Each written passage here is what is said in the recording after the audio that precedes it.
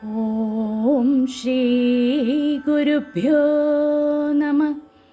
ഓം നമോ ഭഗവതേ വാസുദേവായ. ഹരേ കൃഷ്ണ. ഗുരുവായൂരപ്പ ശരണം. എല്ലാ സജ്ജനങ്ങൾക്കും വിനീത നമസ്കാരം. നമ്മൾ മുകുന്ദമാലാ സ്തോത്രത്തിലെ ശ്ലോകങ്ങളാണ് അനുസ്മരിച്ചു കൊണ്ടിരിക്കുന്നത്. ഇന്ന് 51, 52 ശ്ലോകങ്ങളാണ് നമ്മൾ കാണാൻ പോകുന്നത്. 50 ശ്ലോകങ്ങൾ നമ്മൾ ഇതിനോടകം പഠിച്ചു കഴിഞ്ഞു. 51-ാമത്തെ ശ്ലോകം. വാത്സല്യാദ ഭയപ്രദാന സമയാദ ആർത്താർത്തി നിർവാപണാദ ഔദാര്യാദഘശോഷണാദഗതിതശ്രേയ പദപ്രാപണാദ് സേവ്യ ശ്രീപതിരേകയേവ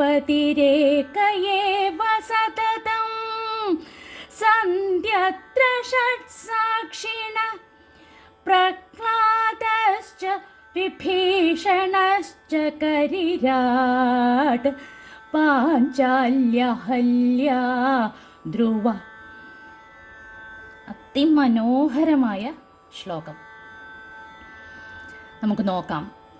വാത്സല്യാത്, ഭക്തവാത്സല്യത്തിൻ്റെ കാര്യത്തിലും, അഭയപ്രദാന സമയാത്, അഭയം നൽകുന്ന വിഷയത്തിൽ, പ്രതിജ്ഞ ചെയ്തതും പ്രതിജ്ഞയെ പാലിച്ചതുമായ വിഷയത്തിലും, ആർത്താർത്തി നിർവാപണാത്, ദുഃഖിതരുടെ സങ്കടങ്ങളെ നശിപ്പിക്കുന്ന വിഷയത്തിലും, ഔദാര്യാത്, ഉദാരതയിലും, അഘശോഷണാത്, അഘം പാപം, പാപം നശിപ്പിക്കുന്ന കാര്യത്തിലും, അഗണിത ശ്രേയ പദപ്രാപണാത്, ഉപമിക്കാൻ കഴിയാത്ത ശ്രേയസ്സിൻ്റെ ഉറവിടമായ ഉത്കൃഷ്ട പദവിയെ തന്ന് അനുഗ്രഹിക്കുന്ന വിഷയത്തിലും, സതതം എപ്പോഴും, ഏക ശ്രീപതി ഏവ, ഏകനായ ശ്രീപതി. ശ്രീപതി എന്ന് പറഞ്ഞാൽ വിഷ്ണു ഭഗവാൻ. ഏകനായ വിഷ്ണു ഭഗവാൻ തന്നെയാണ് സേവ്യ, സേവിക്കപ്പെടേണ്ടവനായിരിക്കുന്നത്. അത്ര, ഈ വിഷയത്തിൽ, ഷഡ് സാക്ഷിണഃ, 6 സാക്ഷികൾ സന്ധി ഉണ്ട്. ആരൊക്കെയാണ് ആ 6 സാക്ഷികൾ? പ്രഹ്ലാദഃ ച, പ്രഹ്ലാദനും, വിഭീഷണ ച, വിഭീഷണനും, കരിരാട്, ഗജേന്ദ്രനും, പാഞ്ചാല്യഹല്യ, പാഞ്ചാലിയും അഹല്യയും, ധ്രുവ, ധ്രുവനും. ഇവർ 6 പേരും സാക്ഷികളാണ് എന്ന് പറയുന്നു. എന്തിനൊക്കെയാണ് ഇവർ സാക്ഷികളായിട്ട് ഇരിക്കുന്നത്? നമുക്ക് നോക്കാം.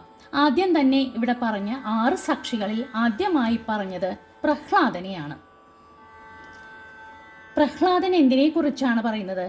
ഭക്തവാത്സല്യത്തിൻ്റെ കാര്യത്തെക്കുറിച്ചാണ് പ്രഹ്ലാദൻ സാക്ഷ്യം വഹിക്കുന്നത്. എന്താണ് കുഞ്ഞു പ്രഹ്ലാദൻ പറയുന്നത് എന്ന് നമുക്ക് നോക്കാം. 5 വയസ്സ് പ്രായമായിരുന്ന കൊച്ചു കുഞ്ഞായ എനിക്ക് അച്ഛനിൽ നിന്ന് വാത്സല്യത്തിനു പകരം ക്രൂരതയാണ് കിട്ടിയത്. മറ്റാർക്കും കിട്ടാത്ത വാത്സല്യമാണ് എനിക്ക് ഭഗവാനിൽ നിന്ന് ലഭിച്ചത്. വാത്സല്യത്തിൽ വിഷ്ണു ഭഗവാന് തുല്യനായി മറ്റാരുമില്ലെന്ന് ഞാനാണ് സാക്ഷി എന്ന് ആര് പറയുന്നു? കുഞ്ഞു പ്രഹ്ലാദൻ പറയുന്നു. ഇനി അഭയം നൽകുന്ന വിഷയത്തിൽ ആരാണ് പറയുന്നത്?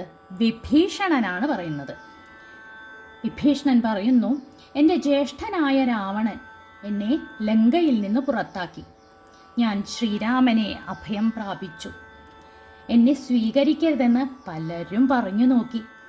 മഹാപ്രഭുവായ രാമൻ എനിക്ക് അഭയം നൽകി അനുഗ്രഹിച്ചു. അഭയം നൽകുന്ന വിഷയത്തിൽ ഭഗവാനു തുല്യൻ അവിടുന്ന് മാത്രം എന്ന് അനുഭവസാക്ഷിയായ വിഭീഷണൻ പറയുന്നു. ഇനി ദുഃഖിതരുടെ സങ്കടങ്ങളെ നശിപ്പിക്കുന്ന വിഷയത്തിൽ ആരാണ് സാക്ഷി പറയുന്നത്? ആർത്താർത്തി നിർവാപണാത്. അതിനാരാണ് സാക്ഷി പറയുന്നത്? മുതലയുടെ പിടിയിൽപ്പെട്ട് വെള്ളത്തിൽ താണുകൊണ്ടിരുന്ന എന്നെ ഗരുഡൻ്റെ പുറത്തേറി വന്ന് ചക്രായുധം കൊണ്ട് മുതലയെ കൊന്ന് രക്ഷിച്ച മഹാപ്രഭുവിന് തുല്യനായി ദുഃഖത്തെ തീർക്കാൻ കഴിവുള്ളവർ ആരുമില്ല എന്നതിന് ഞാനാണ് സാക്ഷി എന്ന് ഗജേന്ദ്രൻ പ്രഖ്യാപിക്കുന്നു. അടുത്തതെന്താണ്? ഉദാരത. അതിനാരാണ് സാക്ഷി? നമുക്ക് നോക്കാം. കൗരവസഭയിൽ വെച്ച് ദുശാസനൻ എന്നെ അപമാനിക്കാൻ ശ്രമിച്ചപ്പോൾ എൻ്റെ വസ്ത്രങ്ങൾ അവസാനിക്കാത്ത വിധത്തിലാക്കി എന്നെ രക്ഷിച്ചവനും അക്ഷയപാത്രത്തിലെ ഒരു ചീരയില കഷ്ണം ഭക്ഷിച്ച് ദുർവാസാവിൻ്റെ ശാപത്തിൽ നിന്ന് പാണ്ഡവരെയും എന്നെയും രക്ഷിച്ചവനുമായ ഔദാര്യനിധിയാണ് കൃഷ്ണൻ. ഔദാര്യത്തിൽ അദ്ദേഹത്തിനു തുല്യനായി മറ്റാരുമില്ലെന്ന് ഞാനാണ് സാക്ഷി എന്ന് പാഞ്ചാലി മൊഴി നൽകുന്നു. ഇനി അടുത്തതായിട്ടാരാണ്? പാപം നശിപ്പിക്കുന്ന വിഷയത്തിൽ ആരാണ് സാക്ഷ്യം അവിടെ വഹിക്കുന്നത്? ഇന്ദ്രൻ എൻ്റെ ഭർത്താവിൻ്റെ വേഷത്തിൽ വന്നതിനാലാണ് എൻ്റെ ചാരിത്രം നഷ്ടപ്പെട്ടത്. ഭർത്താവിൻ്റെ ശാപത്തിന് പാത്രീഭൂതയായി ശിലാരൂപിണിയായി തീർന്ന എന്നെ പാദസ്പർശം കൊണ്ട് പാപം തീർത്ത് അനുഗ്രഹിച്ച ശ്രീരാമന് തുല്യനായി പാപം നശിപ്പിക്കുന്ന വിഷയത്തിൽ മറ്റാരുമില്ല എന്ന് അഹല്യ സാക്ഷ്യപ്പെടുത്തുന്നു. ഇനി അടുത്തതായിട്ട് ആരാണ് സാക്ഷി പറയുന്നത്? ഐശ്വര്യം നൽകാൻ ആർക്കാണ് സാധിക്കുക? പറയുന്നു, വെറും 5 വയസ്സു മാത്രം പ്രായമുള്ള എൻ്റെ തപസ്സുകൊണ്ട് സന്തോഷിച്ച് എനിക്ക് ഒരിക്കലും ക്ഷയിക്കാത്ത ഐശ്വര്യത്തിൻ്റെ ഉറവിടമായ ധ്രുവ പദവി തന്നനുഗ്രഹിച്ച ഭഗവാനു തുല്യനായി ഐശ്വര്യം നൽകാൻ ആർക്ക് കഴിയും എന്നാണ് കുഞ്ഞു ധ്രുവൻ ചോദിക്കുന്നത്. അപ്പം ഇവിടെ 6 സാക്ഷികൾ. എന്തൊക്കെയാണ് അവർ പറഞ്ഞത്? വാത്സല്യത്തിൻ്റെ, ഭഗവാന്റെ വാത്സല്യത്തെക്കുറിച്ച് സാക്ഷി പറഞ്ഞത് പ്രഹ്ലാദൻ, അഭയദാനത്തെക്കുറിച്ച് സാക്ഷി പറഞ്ഞത് വിഭീഷണൻ, ആർത്താർത്തിനാശനത്തിനെക്കുറിച്ച് സാക്ഷി പറഞ്ഞത് ഗജേന്ദ്രൻ, ഔദാര്യത്തെക്കുറിച്ച് സാക്ഷി പറഞ്ഞത് പാഞ്ചാലി, പാപനാശനത്തെക്കുറിച്ച് സാക്ഷി പറഞ്ഞത് അഹല്യ, ഐശ്വര്യപ്രദാനത്തെക്കുറിച്ച് സാക്ഷി പറഞ്ഞത് ധ്രുവൻ. ഈ 6 ഭക്തരാണ് ഇതിനെല്ലാത്തിനും സാക്ഷിയായിട്ടുള്ളത് എന്ന് പറയും. ഇനി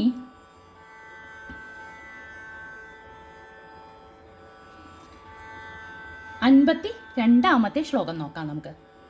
ക്ഷീരസാഗര തരംഗശീകരാസാരതാരകിത ചാരുമൂർത്തയേ ഭോഗി ഭോഗശയനീയ ശായിനേ മാധവായ മധുവിദ്വിഷേ നമഃ.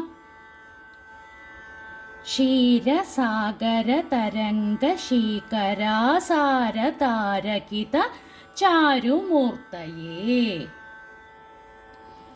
പാലാഴിയിലെ തിരമാലകളിലെ വെള്ളത്തുള്ളികൾ തെറിച്ചതിനാൽ നക്ഷത്രങ്ങളാൽ ആകാശമെന്ന പോലെ ശോഭിക്കുന്ന സുന്ദര ശരീരത്തോടു കൂടിയവനും. പിന്നെയോ ഭോഗി ഭോഗ ശയനീയ ശായിനെ, ആദിശേഷനാകുന്ന നാഗമെത്തയിൽ പള്ളികൊള്ളുന്നവനും മാധവായ ലക്ഷ്മി വല്ലഭനും മധുവിദ്വിഷേ, മധു എന്ന അസുരനെ സംഹരിച്ചവനുമായ ഭഗവാന് നമഃ, നമസ്കാരം എന്ന് പറഞ്ഞു. പാൽക്കടലിൽ തിരമാലകളുടെ വെള്ളത്തുള്ളികൾ തട്ടി രോമാഞ്ചം പൂണ്ടിട്ടുള്ള മനോഹരമായ ശരീരത്തോടു കൂടിയവനും അനന്തനാകുന്ന പാമ്പിൻ്റെ ശരീരമാകുന്ന കിടക്കയിൽ കിടക്കുന്നവനും മധുവെന്ന അസുരനെ കൊന്നിട്ടുള്ളവനും ലക്ഷ്മീപതിയുമായ മഹാവിഷ്ണുവിന് നമസ്കാരം എന്ന് പറഞ്ഞു. പാലാഴിയിലെ അനന്തശയനത്തിലാണ് ഭഗവാന്റെ കിടപ്പ് എന്നത് പ്രസിദ്ധമാണ്.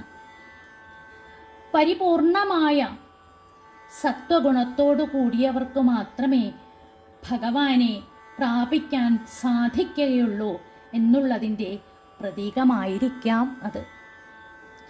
ഐശ്വര്യദേവതയായ മഹാലക്ഷ്മിയുടെ നാഥനായ ഭഗവാനെ നമസ്കരിച്ചും കൊണ്ട്